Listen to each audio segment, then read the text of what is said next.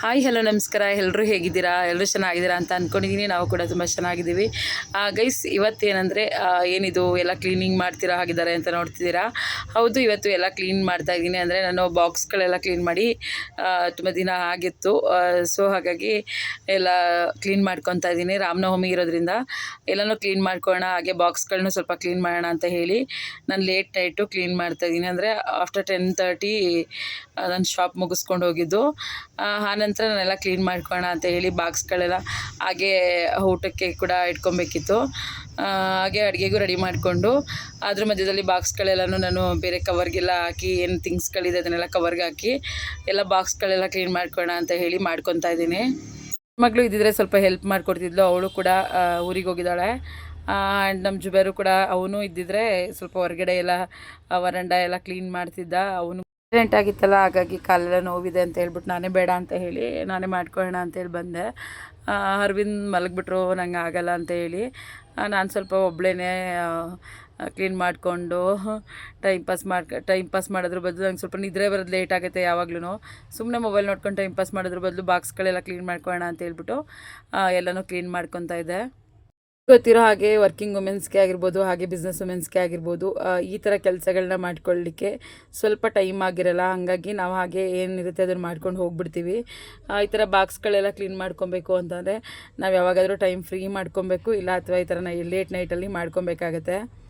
ಹಿಂಗೆ ಆ್ಯಕ್ಚುಲಿ ಬೆಳಗ್ಗೆ ಹೊತ್ತು ಕೆಲಸ ಮಾಡೋದು ಅಂದರೆ ಸ್ವಲ್ಪ ಹಿಂಸೆ ಆಗುತ್ತೆ. ಅಂದರೆ ಮಧ್ಯಾಹ್ನ ತನಕ ಇದ್ದು ಶಾಪ್ಗೆ ಹೋಗದೆ ಕೆಲಸ ಮಾಡೋದು ಅಂದರೆ ನನಗಿಷ್ಟ ಆಗಲ್ಲ. ಹಾಗಾಗಿ ನಾನು ಯಾವಾಗಲೂ ಅಷ್ಟೇ, ನಾನೇನಾದರೂ ಈ ಥರ ಡೀಪ್ ಕ್ಲೀನಿಂಗು ಈ ಥರ ಕೆಲಸಗಳೇನಾದರೂ ಇತ್ತು ಅಂದರೆ ಲೇಟ್ ನೈಟೇ ಮಾಡ್ಕೊತೀನಿ. ಶಾಪ್ ಮುಗಿಸ್ಕೊಂಡು ಬಂದು ಊಟ ಎಲ್ಲ ಮುಗಿಸ್ಕೊಂಡು ಆರಾಮಾಗಿ ನನ್ನ ಕೆಲಸಗಳನ್ನ ಮಾಡ್ತೀನಿ. ಅಂದರೆ ನನಗೆ 12:30 1 o'clock ಆದರೂ ಒಂದೊಂದು ಸರಿ ನಿದ್ರೆ ಬರೋಲ್ಲ. ಅದ್ರ ಬದಲು ನನ್ನ ಕೆಲಸನೇ ಮುಗಿಸ್ಕೊಬೋದಲ್ಲ ಅಂದ್ಬಿಟ್ಟು ನಾನು ಮಾಡ್ಕೊತಾ ಇದ್ದೆ. ಹೊರಗಡೆ ಅಂತೂ ಹೋಗೋಕ್ಕಾಗಲ್ಲ, ಒಬ್ಬಳೇ. ಅರವಿಂದ್ ಕೂಡ ಮಲಗಿಬಿಟ್ರು, ಹಾಗಾಗಿ ಹೊರಗಡೆ ಕೆಲಸ ಏನೂ ಮಾಡ್ಕೊಳಕ್ಕಾಗಲಿಲ್ಲ. ಅಂದರೆ ಕಾಂಪೌಂಡ್ ಒಳಗಡೆ ತೊಳ್ಕೊಳ್ಳೋದಿರ್ಬೋದು ಅಥವಾ ವರಂಡ ಕ್ಲೀನ್ ಮಾಡ್ಕೊಳ್ಳೋದಿರ್ಬೋದು, ಏನು ಕೆಲಸನೂ ಕೂಡ ಆಗಲಿಲ್ಲ ನೈಟು. ಸೊ ನಾವು ಒಳಗಡೆ ಕೆಲಸನೇ ಮಾಡ್ಕೊಂಬಿಡೋಣ, ಒಬ್ಬಳೇ ಆರಾಮಾಗಿ ಒಳಗಡೆ ಕೆಲಸ ಮಾಡ್ಕೊಬೋದು, ಅವ್ರು ನಿದ್ರೆ ಮಾಡ್ತಾಯಿದ್ರು ಅಂತ ಹೇಳಿ ಒಳಗಡೆ ಕೆಲಸ ಎಲ್ಲ ಮುಗಿಸ್ಕೊತಾ ಇದೆ.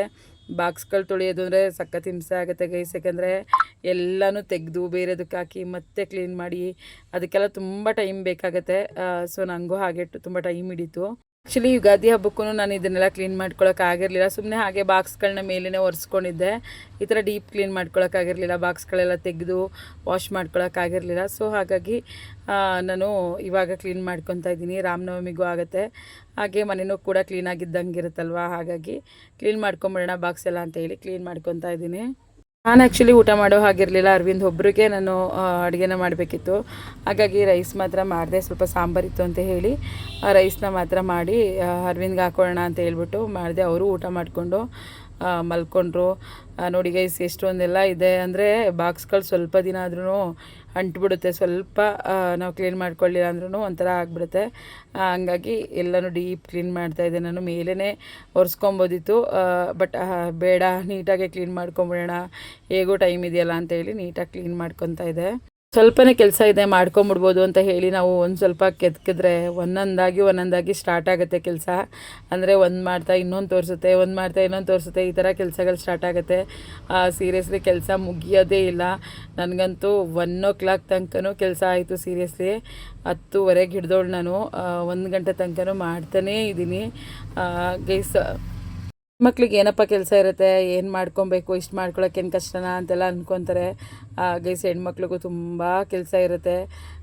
ಅದರಲ್ಲೂ ವರ್ಕಿಂಗ್ ವುಮೆನ್ಸ್ಗಂತೂ ಮನೇಲೂ ಮಾಡಬೇಕು, ಹೊರ್ಗಡೆನೂ ಮಾಡಬೇಕು, ಈ ಥರ ಕೆಲಸ ಇರುತ್ತೆ. ಪಾಪ ಅದು ಯಾವ ಥರ ಮ್ಯಾನೇಜ್ ಮಾಡ್ತಾರೋ ಗೊತ್ತಿಲ್ಲ. ನಾವೇನೋ ನಮ್ಮ ಶಾಪು, ನಮ್ಮ ಹುಡುಗ ಇದ್ದಾನೆ, ತಮ್ಮ ಇದ್ದಾನೆ, ಹಸ್ಬೆಂಡ್ ಇದ್ದಾರೆ, ಜೊತೆಗೆ ನಾವು ಮ್ಯಾನೇಜ್ ಮಾಡ್ಕೊತೀವಿ.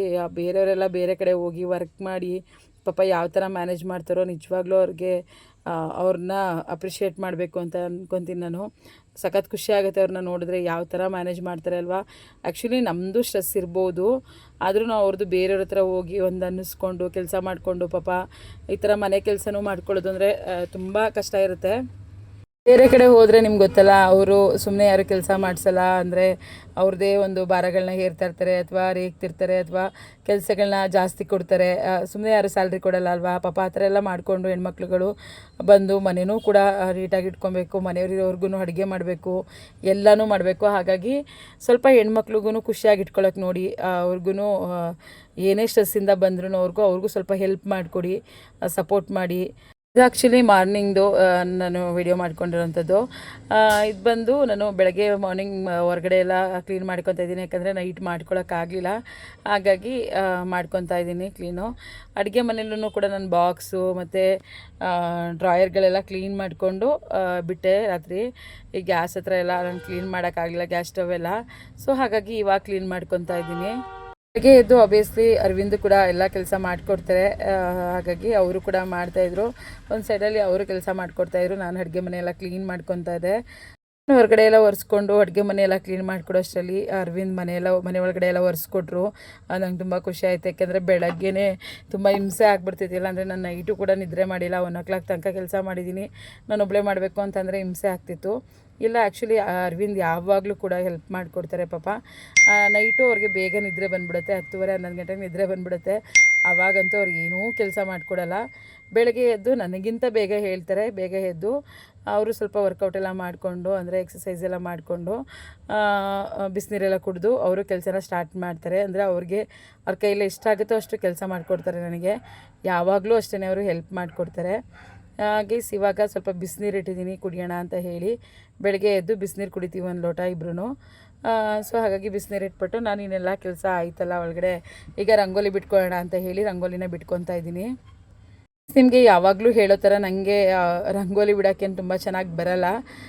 ಸ್ವಲ್ಪ ಸಿಂಪಲ್ಲಾಗಿ ನನ್ನ ಕೈಯಲ್ಲಿ ಆದಾಗೆ ನನಗೆ ಹೇಗೆ ಮನ್ಸಿಗೆ ಬರುತ್ತೋ ಆ ಥರ ಬಿಟ್ಕೊತೀನಿ. ಆ ರಂಗೋಲಿ ಈ ರಂಗೋಲಿ ಇದನ್ನೇ ಬಿಡಬೇಕು ಈ ಒಂದು ಪೂಜೆಗೆ ಅಂತ ಹೇಳಿ ಸೀರಿಯಸ್ಲಿ ನನಗೆ ಗೊತ್ತಿಲ್ಲ. ನಾನು ಯಾವುದು ನನಗಿಷ್ಟ ಬರುತ್ತೋ ಆ ಥರ ನಾನು ಬಿಟ್ಕೋತೀನಿ. ಇದು ಜಯ ವಿಜಯ ಅಂತ ಹೇಳಿ ನನ್ನ ಅಕ್ಕ ಹೊಸ್ಲ ಹತ್ರ ಬರೀಲಿಕ್ಕೆ ಅಂತ ಹೇಳ್ಕೊಟ್ಟಿದ್ದು. ಅವಳು ಹೇಳಿದ್ನ ನಾನು ಪಾಲಿಸ್ತಾ ಇದ್ದೀನಿ, ಅದನ್ನು ಬರ್ಕೊಂಡು ಹೋಗ್ತಾ ಇದ್ದೀನಿ. ನಾನು ಪ್ರತಿದಿನ ರಂಗೋಲಿ ಬಿಟ್ಟಾಗ ಅದನ್ನು ಹೊಸ್ಲ ಹತ್ರ ಬರಿತೀನಿ. ಅರವಿಂದ್ ಪೂಜೆ ಎಲ್ಲ ಮುಗಿಸ್ಕೊಂಡು ನಾನು ಹೋಗ್ತೀನಿ, ನೀನು ಮತ್ತೆ ಏನೇನು ಮಾಡಬೇಕು ಇದನ್ನು ಮಾಡಿಕೊಂಡು ನೀನು ಪೂಜೆ ಮಾಡು ಅಂತ ಹೇಳಿ ಅವರು ಶಾಪಿಗೆ ಹೊರಟರು. ನಾನು ಕೋಸಂಬರಿ ಮತ್ತು ಮಜ್ಜಿಗೆ ಎಲ್ಲ ಮಾಡಿ ದೇವ್ರ ಹತ್ರ ಇಟ್ಬಿಟ್ಟು ಪೂಜೆ ಮಾಡಬೇಕಿತ್ತು. ಕೋಸಂಬರಿಗೆ ಏನು ಬೇಕು ಅದನ್ನೆಲ್ಲ ತುರ್ಕೊಂಡು, ಕ್ಯಾರೆಟು ತೆಂಗಿನಕಾಯಿ ಎಲ್ಲ ತುರ್ಕೊಂಡು ರೆಡಿ ಮಾಡಿಕೊಂಡು ಈ ಥರ ಮಿಕ್ಸ್ ಮಾಡ್ಕೊಳ್ಳೋಣ ಅಂತ ಹೇಳಿ ಇಟ್ಕೊಂಡು, ಮತ್ತು ಒಂದು ಬೌಲಲ್ಲಿ ಮಜ್ಜಿಗೆನೂ ಕೂಡ ಮಾಡಿಕೊಂಡೆ. ಗೈಸ್ ಇವತ್ತು ಏನಕ್ಕೆ ಇದನ್ನೆಲ್ಲ ಮಾಡಿದ್ದೀನಿ ಅಂತ ನಿಮಗೆ ಗೊತ್ತು, ರಾಮನವಮಿ. ಆ್ಯಕ್ಚುಲಿ ಇದನ್ನೆಲ್ಲ ಮಾಡ್ತೀವಿ. ಸೊ ಹಾಗಾಗಿ ಇದನ್ನು ಮಾಡಿಬಿಟ್ಟು ದೇವ್ರ ಹತ್ರ ಇಟ್ಬಿಟ್ಟು ಪೂಜೆ ಮಾಡಿಕೊಂಡು ನಾನು ಶಾಪಿಗೆ ಬಂದೆ. ಗೈಸ್ ಇದು ಬಂದು ಮತ್ತೆ ಈವ್ನಿಂಗು ನನ್ನ ಲಾಗ್ನ ಸ್ಟಾರ್ಟ್ ಮಾಡಿದೆ. ಮಧ್ಯಾಹ್ನದಲ್ಲಿ ನಾನು ಲಾಗ್ ಮಾಡೋಕ್ಕಾಗಲಿಲ್ಲ. ಗೈಸ್ ಇವ್ರು ಏನು ಮಾತಾಡ್ತಿದ್ದಾರೆ ನೋಡಿ. ಹಾಗೇನೆ ನಾವು ಗೌರಿಪುರದವರು ಮಾತಾಡ್ತಿರೋದು.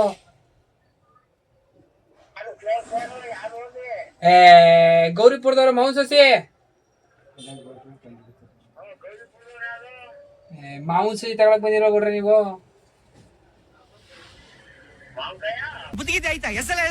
ಮಾಂಸಸಿ ಅವ್ರು ಮಾತಾಡ್ತಾ ಇರೋದು. ಒಂಚೂರು ಏನೋ ಮಾತಾಡ್ಬೇಕಾಯ್ತು.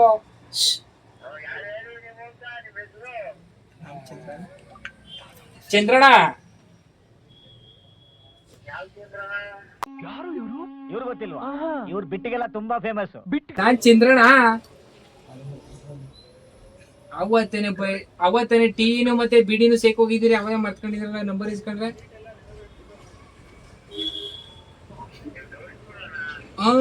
ಇವಾಗ ನೋಡಿ ಕಂಡಿಡಿದ್ರಿ. ಇದು ಹೊಸಪಳಲ್ಲಿ 1-2 ಎಕರೆ ಜಮೀನ್ ಬೇಕಾಗಿತ್ತು. ಯಾವ ಇದಾವ? ಬರೀ ಸೇಬೆ ಬೆಳೆದಿರ್ಲಿ ಅವರು. ಇದಾವ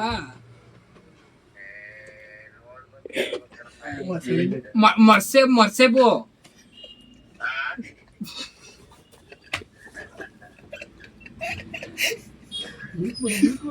ಹಲೋ ಎಂತ ಅದು ಅವನ ಭಾಷೆ ಮಾತಾಡಿದ್ದ ಅದೊಂದು ಭಾಷೆ ಏನ್ಲ ಅಚ್ಚ ಕನ್ನಡಕಲ್ಲ. ನೆಗಿತಾ ಇದ್ದೀರಿ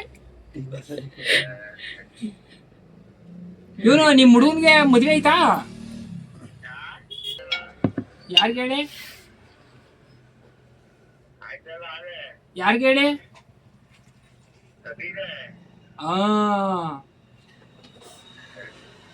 ನಿಂಗೆ ಯಾವಾಗ